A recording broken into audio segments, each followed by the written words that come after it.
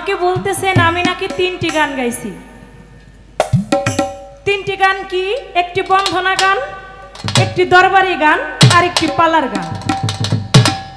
এখন বন্ধনা গানটাও হিসাব করছে, বন্ধনার পরের গানটাও হিসাব করছে, আর পালার গানটাও হিসাব করছে।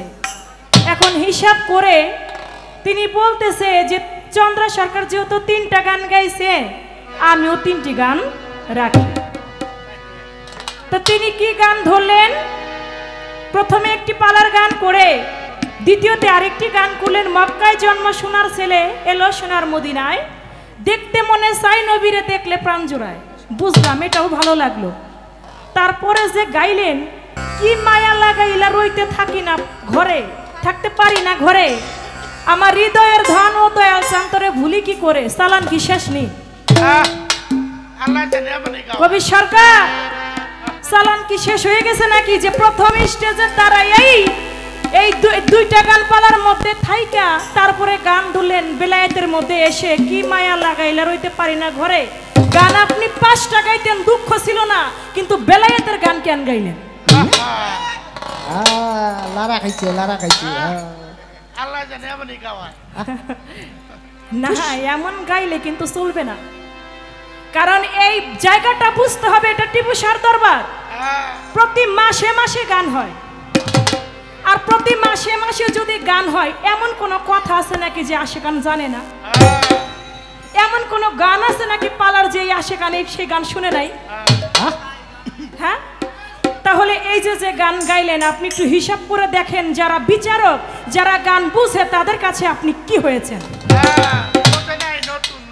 আপনার নাম্বার 0 দিবে তারা। সকালবেলা চায়ের দোকান, এই যে চায়ের দোকান, এখানে আলাপ আলোচনা হবে যে চন্দ্র সরকারের সাথে কবি সরকার গান গাইছে, চন্দ্র সরকার বন্ধনা গান গাইছে, গাইতেই পারে, বন্ধনা তো গাইতেই হবে।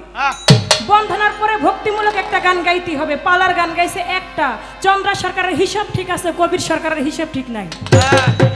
সত্য কথা। হিসাব করেন, হিসাবের ঘরে যার ঠিক থাকে সে কোনো জায়গায় ঠেকে না না। যাক, যাই করছেন ভালোই করছেন, টাঙ্গাইলে গিয়ে এমন কইরেন না। যাক, প্রশ্ন করলেন,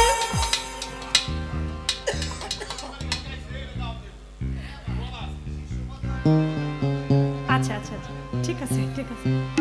আচ্ছা, তো দরবারি গান গাইবেন, সমস্যা নাই, আমাকে একটু বলতেন, যেহেতু আমি আপনার প্রতিপক্ষ না, প্রতিপক্ষ তো একটু ধরবেই।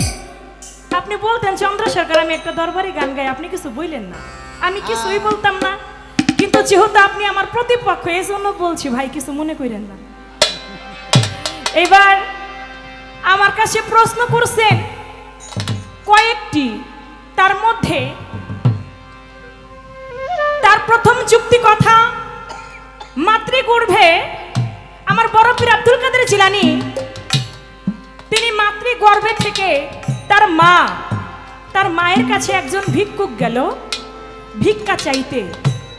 যখন ছোট বাজায় না আপনারা, সমস্যা হয়। ভিক্ষুক গেল ভিক্ষা চাইতে, যখন ভিক্ষুক ভিক্ষা চাইতে গেল, বড় পীর আব্দুল কাদের জিলানীর মা এত সুন্দরী ছিল, তিনি যে ভিক্ষা দিলেন তার হাত দিয়ে, হাতের সৌন্দর্য দেখেই সেই ভিক্ষুক তার কামনা বাসনা জাগ্রত হয়ে গেল। যখন মায়ের দিকে হাত বাড়াইলেন, বড় পীর ছিল গর্ভে, বড় পীর বাঘের রূপ ধরে এসে সেই ভিক্ষুকের ঘাড়ের মধ্যে ধরে ওইখানে একটা আছাড় দিয়ে মেরে ফেললেন। এখন তার কথা যে বেলায়েত যদি মুরিদ হয়ে পীর ধরে যদি হাসিল করতে হয়, তাহলে বড় পীর আব্দুল কাদের জিলানী তিনি যে রুহানি আকারে একটা বাঘের রূপ ধরে তিনি যে একটা ভিক্ষুককে হত্যা করে ফেলেন, মেরে ফেলেন, ওইটা কোন বেলায়েত ছিল? প্রশ্ন আপনার ভালো, আগে বুঝতে হবে বেলায়েত কিন্তু এক প্রকারের না। আমি আপনাকে বলছি যে বেলায়েত, বলছে যে বেলায়েত ভাবধারাটা কেমন, এই বেলায়েত কি বাধ্যতামূলক করতেই হবে? আমি বলছি হ্যাঁ, বেলায়েত বাধ্যতামূলক করতে হবে। তাই আমরা যারা আম মানুষ আছি, যারা সাধারণ মানুষ, তারা একজন কামেল পীরের কাছে গিয়েই যেন বেলায়েতটা হাসিল করে। কিন্তু বেলায়েত কিন্তু এক প্রকার না, বেলায়েত হচ্ছে 4 প্রকার। বেলায়েত কয় প্রকার? বেলায়েত 4 প্রকার। আমার বড় পীর আব্দুল কাদের জিলানী তিনি যেদিন বাঘের রূপ ধারণ করেছিল সেই বেলায়েতটা ছিল বেলায়েতে কুবরা। বেলায়েতে কুবরা কায়েম করছে যারা মজবুত থাকিয়া নিজের ইমানটার পরে কাল ভয় তার চৈতন্য মানুষ নয় সে সামান্য জনম ধন্য করছে গিয়া ওলি আল্লাহর কাতারে। কোন বেলায়েতের অধিকারী ছিলেন তিনি? তিনি ছিলেন বেলায়েতের কুবরার অধিকারী। এজন্য তিনি দুনিয়ার বুকে রুহানি ভেসে এসে মায়ের ইজ্জত তিনি রক্ষা করেছিলেন। আজকে এখানে তার আরেকটি পয়েন্ট, তাহলে আমার খাজা মঈনুদ্দিন চিশতি রহমাতুল্লাহ আলাইহি তার বাগানে ইব্রাহিম কুন্দুজি তিনি গেলেন তার বাগানে। তো ইব্রাহিম কুন্দুজি যখন তার বাগানে গেলেন ছোট্ট আঙ্গুর এবং বেদানা ছিঁড়ে ইব্রাহিম কুন্দুজিকে আমার খাজা বাবা খাইতে দিলেন। যখন খাইতে দিল ওই ফল ইব্রাহিম কুন্দুজি খাইলেন, চাপাইলেন, মুখের মধ্য দিয়ে চাবাইলেন, চাবিয়ে অর্ধেকটা আমার খাজা বাবার মুখের মধ্যে তুলে দিল। যখন অর্ধেক ফল খাজা বাবার মুখে তুলে দিল ওই ফল খাজা বাবা খেয়ে তার জালালি ভাব তিনি দেখতে পাইল। সাতবক জমিন সাতবক আসমান আমার খাজা মঈনুদ্দিন চিশতি এক জায়গার মধ্যে বসে তিনি দেখতে লাগলো।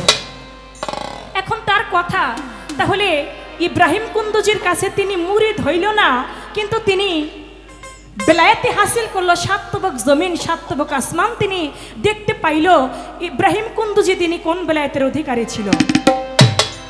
ইব্রাহিম কুন্দুজি তিনি যেই বেলায়েতের অধিকারী ছিল সেটা ছিল বেলায়েতে আবরার। কোনটা? বেলায়েতে আবরার।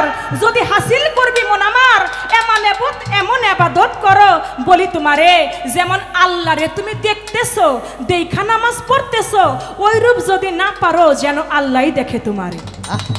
সুবহানাল্লাহ। এটা হলো মজুম। ইব্রাহিম কুন্দুজি তিনি ছিলেন মজুম। তার কোনো ঘর ছিল না, তার কোনো বাড়ি ছিল না, তার কোনো স্ত্রী ছিল না, তার কোনো পুত্র সন্তান কোনো কিছুই ছিল না। তিনি ছিলেন মজুম। তার কাছে যেই বেলায়েতটা হাসিল হয়েছে সেটা হচ্ছে বেলায়েতে আবরার বেলায়েত, যেই বেলায়েতটা নিজে প্রাপ্ত হইয়া আরেকজনকে প্রাপ্ত করা যায় যদি সে আল্লাহওয়ালা ব্যক্তি হয়। নিঃসন্দেহে আমার খাজা বাবা একজন আল্লাহওয়ালা ব্যক্তি, কারণ তিনি মাতৃগর্ভে থেকেই তিনি লা ইলাহা ইল্লাল্লাহ মুহাম্মাদুর রাসূলুল্লাহ কালেমা পাঠ করতে করতে এই দুনিয়ার বুকে এসেছেন। আল্লাহর জিকির করতে করতেই আমার খাজা বাবা এই ধরাধামে তিনি এসেছেন। লা ইলাহা ইল্লাল্লাহ মুহাম্মাদুর রাসূলুল্লাহ জিকির করতে করতে আমার খাজা মঈনুদ্দিন চিশতি এই ধরাধামে আসেন। শুধু তাই নয়, দয়াল নবী যখন মেরাজে যাবেন, মেরাজটা বুরাকটা নড়াচড়া করে আমার খাজা মঈনুদ্দিন চিশতি তার হাত দিয়ে বুরাকের লাগামটা ধরলেন। যখন বুরাকের লেগামটা ধরলেন আমার দয়াল নবী দোয়া করে দিলেন, হে মঈনুদ্দিন আমার বুরাক নড়াচড়া করে তুমি যেহেতু সাহায্য করলে, বুরাকের লেগামটা তুমি হাত দিয়ে ধরলে, যারা তোমার হাতে এই দুনিয়ার বুকে যারা আমার উম্মত আছে তারাও তোমার হাতের উপর হাত রেখে বায়াত গ্রহণ করবে। এই চিশতি আর কর্ণধার হয়ে গেল আমার খাজা মঈনুদ্দিন চিশতি। এই জন্য বাবা বেলায়েতে আবরারের অধিকারী হয়েছিল আমার ইব্রাহিম কুন্দুজি। বেলায়েতে বালামাত, বেলায়েতে রিয়াজাত, এই চারটি হচ্ছে বেলায়েত। তাই এটা অর্জন, যেমন আমার খাজা খোয়াজ খিজির তিনি জিন্দা পীর, যার নামে ভেলা ভাসানো হয়। এই যে খাজা খোয়াজ খিজির তিনি হলেন জিন্দা পীর, জিন্দা ওলি। এই খাজা খোয়াজ খিজির তিনি কিন্তু আমার আল্লাহ পাকের ডাইরেক্ট ভান্ডার হতে তিনি বেলায়েত প্রাপ্ত। এর জন্য এখান থেকে আগে একটা গান গাই, আপনি আরো ভালো করে বুঝতে পারবেন। আছে বাইরের মানুষ